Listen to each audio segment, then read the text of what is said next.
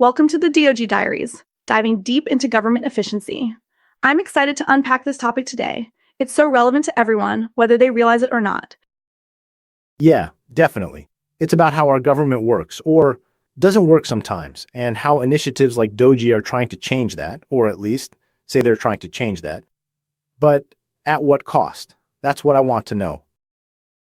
Exactly. It's about looking beyond the immediate costs and seeing the potential for a truly transformed future. Think about it, streamlined processes, a more responsive government. It's a tantalizing vision. We need to be bold and embrace innovation, even if it's disruptive, and maybe especially when it's disruptive. Disruptive is one word for it. I think we need to be careful about throwing the baby out with the bathwater. The US system isn't perfect, but it's the best in the world, and we need to make incremental improvements, not radical overhauls. Incremental is all well and good, but when you're talking about people's retirement funds or their ability to access basic services, incremental can feel pretty slow and painful. I mean, come on, the old retirement application process was a nightmare. People were missing out on their benefits, so something had to change. Precisely. That's exactly what I'm talking about. DOGE, even with its, shall we say, optimistic projections, at least recognizes the need for a complete overhaul. The digitalization of government pensions, for example, that's a huge step in the right direction. Imagine the efficiency gains. But the article mentioned that it might be taking applications away from those who don't have the digital tools or training. That's leaving people behind. It's creating a digital divide. It's not about efficiency if it's not equitable.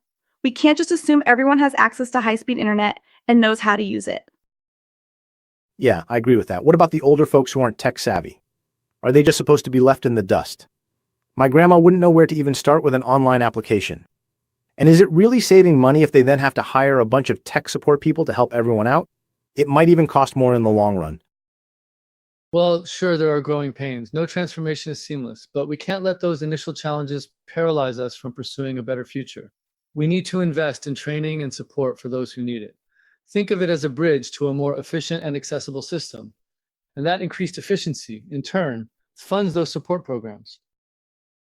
That's a nice theory, but the Financial Times report we were reading earlier paints a different picture.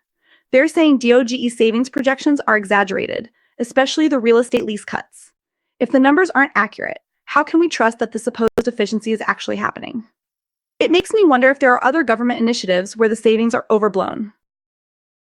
Exactly. It's like, where's the accountability? If they're inflating the numbers, who's watching the store? It's taxpayer money we're talking about. And if they're saying they're saving money by cutting programs like AmeriCorps, which helps vulnerable communities, that doesn't sound very efficient to me. But isn't the idea of a Department of Government Efficiency, even with a flawed implementation, still a sign of progress? It shows a desire to tackle the bloated bureaucracy and streamline operations. And you can't make an omelet without breaking a few eggs, right? Maybe those cuts are necessary in the short term to achieve long-term gains. I'm not sure those cuts are necessary at all, and that is a very big assumption. The fact that government spending has actually increased despite DOGE's claims suggests that the existing system is far more complex than they're giving it credit for. The system is like a giant machine. You can't just yank out a few gears and expect it to run better, and cutting things like AmeriCorps has direct and negative impact on the populations that the government is designed to serve. How is that helpful? And who's benefiting from these efficiencies? It sure doesn't seem like the average person. I saw a story about a family business in Nashville that's considering moving overseas because of these tariffs. Tariffs. That's supposed to help American businesses, right? So, what gives? Perhaps those tariffs are a necessary, albeit painful, step towards rebalancing the global trade system. Think of it as a short-term sacrifice for long-term economic security. It forces companies to innovate and become more competitive. Plus, it encourages domestic production. It's all part of a larger vision, even if it doesn't seem that way on the surface. But is it a vision grounded in reality? How many other small businesses are facing the same dilemma as that Nashville company? How many jobs are we potentially losing? These tariffs seem to be prioritizing political posturing over the economic well-being of ordinary Americans. We need to be careful about unintended consequences. Unintended consequences are everywhere. And it's always the little guy who ends up paying the price. I just don't see how these big sweeping changes are actually helping people in their daily lives. It feels like a lot of smoke and mirrors, and very little substance. But what about the potential for DOGE to reshape the future of government as a whole? Elon's approach to efficiency, the idea of Project 2025, it's all part of a larger vision of transforming humanity. We need to think bigger, to envision a more harmonious and efficient society. It's not just about cutting costs, it's about creating a better world. Whoa, hold on a second. Transforming humanity? That sounds a little grandiose, even for me. I'm not sure any single person or any single initiative should have that kind of ambition. It feels like we should work together to evolve together. The problem that I see, or at least a potential problem, is hubris. That the approach to the project may be one that is not really collaborative and is more of a my way or the highway, and how that is going to be applied to all the other federal government functions. Yeah, I'm with Sarah on that one. Transforming humanity sounds like something out of a sci-fi movie. I'm more concerned with things like affordable healthcare and decent wages. Can DOG deliver on those things? Because right now, I'm not seeing it. But isn't it all connected? A more efficient government can free up resources to address those critical needs, streamline processes, reduce waste. That all translates into more money for healthcare, education, and social programs. It's about creating a virtuous cycle, a self-sustaining system of progress. But how do we ensure that virtuous cycle actually happens? That's where the focus on transparency and accountability comes in. If DOGE savings projections aren't accurate, how can we be sure other initiatives are? We need to be able to track the real impact of these programs, to see where the money is actually going. And as a larger question, who is really monitoring that money, and why is it that the accountability seems to fall short? Right? And what about the people who are being left behind in the process? The elderly, the low-income families, the small business owners who are struggling to stay afloat? Are they just collateral damage in this grand vision of the future? It doesn't seem fair. We need to ensure that everyone benefits from these changes. That's why it's so important to have a robust social safety net to provide support and resources for those who need it most.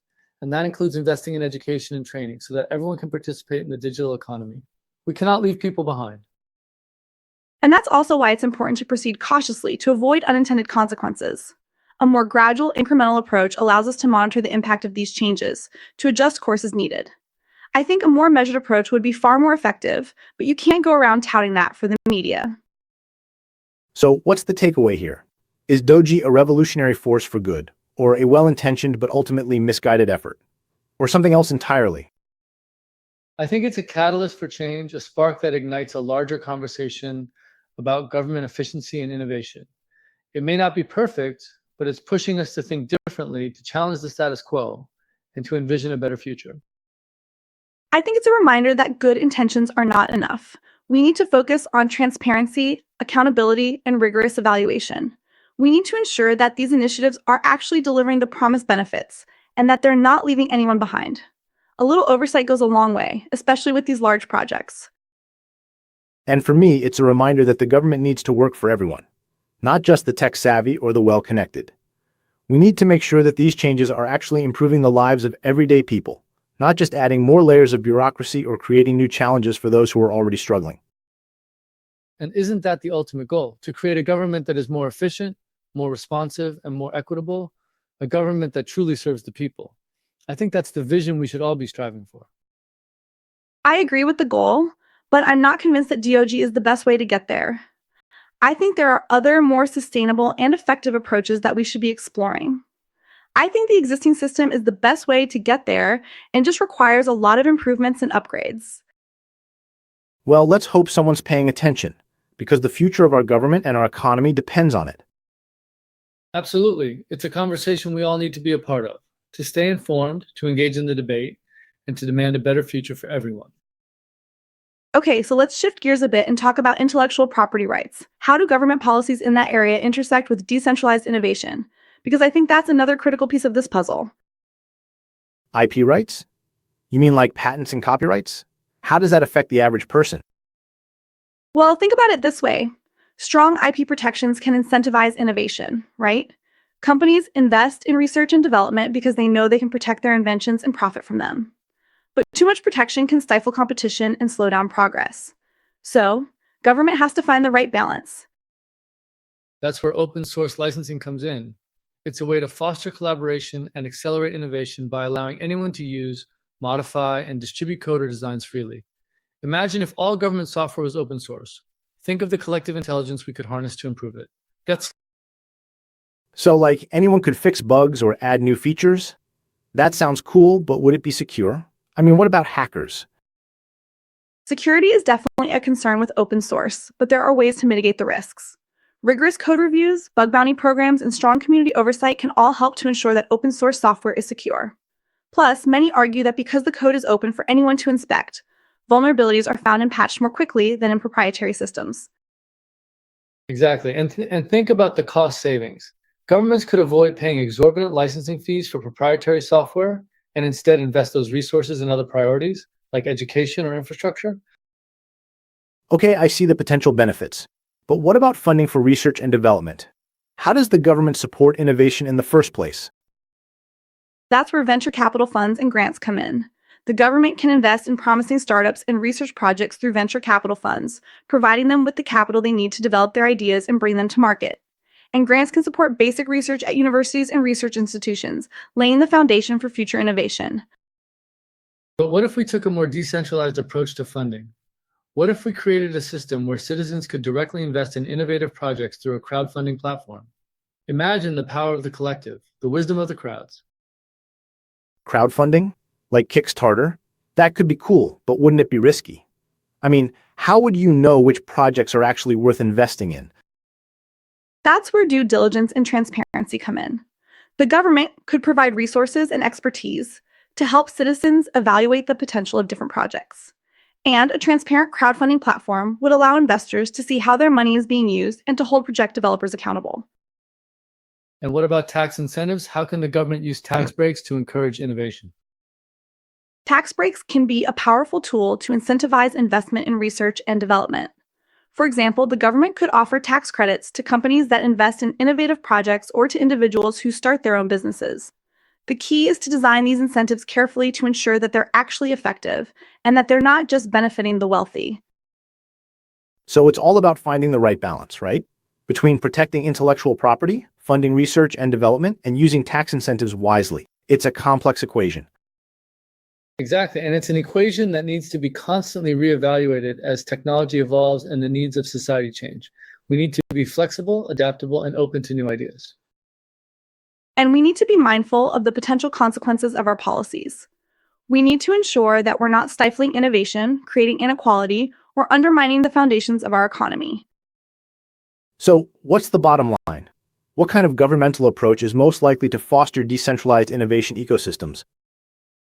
I think it's an approach that embraces open source principles, encourages citizen participation, and fosters a culture of experimentation and risk-taking. We need to be bold, to be visionary, and to be willing to challenge the status quo.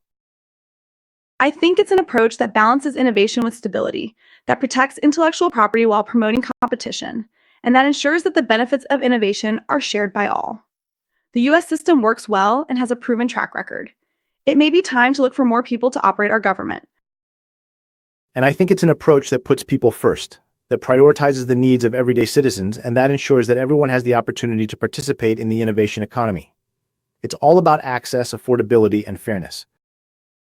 And it's about creating a better future for humanity, a future where technology empowers us, where government serves us, and where we all work together to build a more harmonious and prosperous world. Well, that's certainly an ambitious vision. But I think we're out of time for today. This has been a fascinating conversation. Yeah, definitely. Thanks for the insights. It's given me a lot to think about. Likewise, let's continue this conversation soon. The future of innovation depends on it.